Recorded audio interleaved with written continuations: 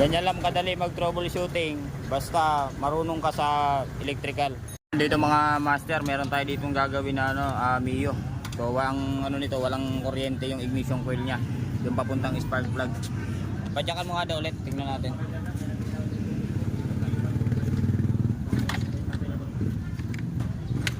So ayan, wala talaga siyang kuryente. Mga ganito mga master na troubleshooting. Ito ang natin dito. Ang unahin natin dito is yung kanyang CDI. Sabay CDI nito. Ito. Tanggalin mo muna to para sigurado. Oh. Dito tutok mo dyan.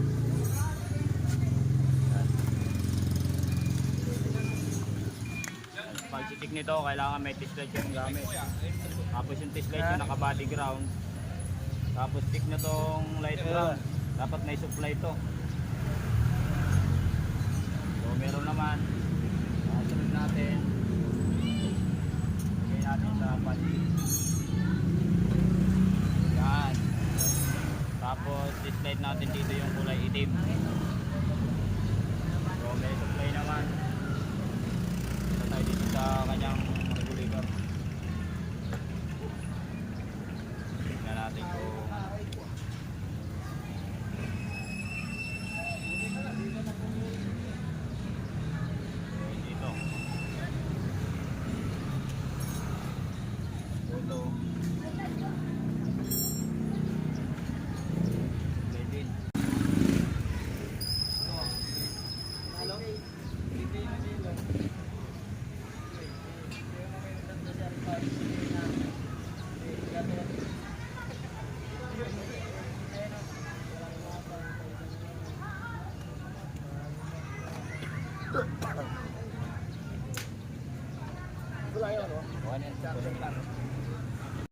so ayun mga master, pagkatapos natin ma-troubleshoot at syempre gumamit tayo ng multitester. So kailangan talaga natin yung multitester. Napakalaking bagay nito kasi para malaman natin yung continuity ng isang wire.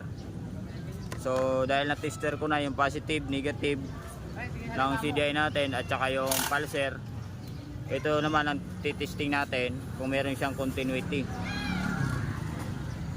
Yan.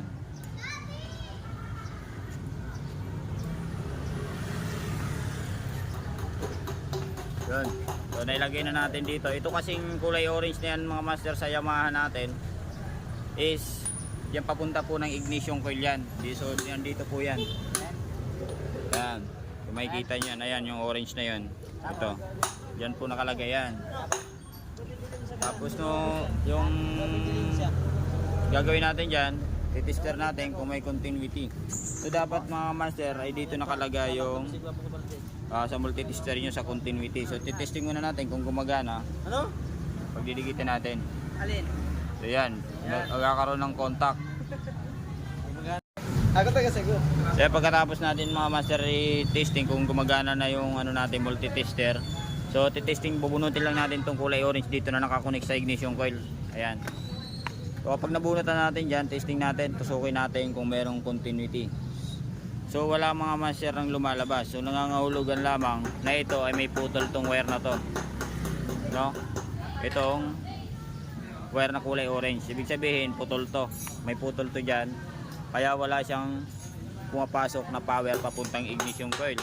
So kaya ang gagawin natin dito mga master, kaysa magtastas tayo ng wire, totally isa lang naman ang connection niyan mga master, is ikakat na lang natin dito. Then magdudugtong na lang tayo ng wire papunta dito. So gagawin natin yan para magkaroon na siya ng power at nang umandar na yung motor na sir. So ayan nga mga master, nadugtungan na natin siya ng wire. Ayan. So nagdugtong na tayo ng wire, tapos pinabit na natin dun sa kanya ignition coil, tapos papunta rin dito. So titingnan na lang natin dito mga master kung meron na siya ng kuryente. Aljon, pasipa nga Aljon, saglit lang.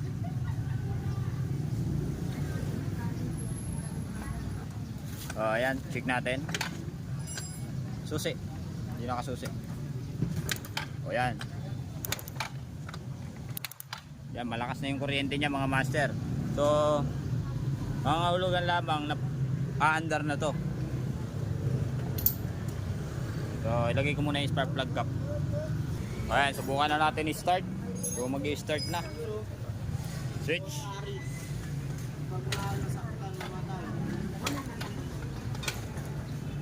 Walang minor ah.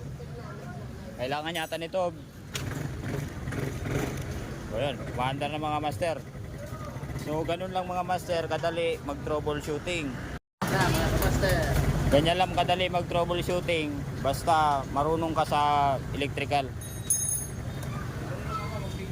Marunong lang kayo gumamit ng test light. Yung test light kasi napaka-importante niyan mga master.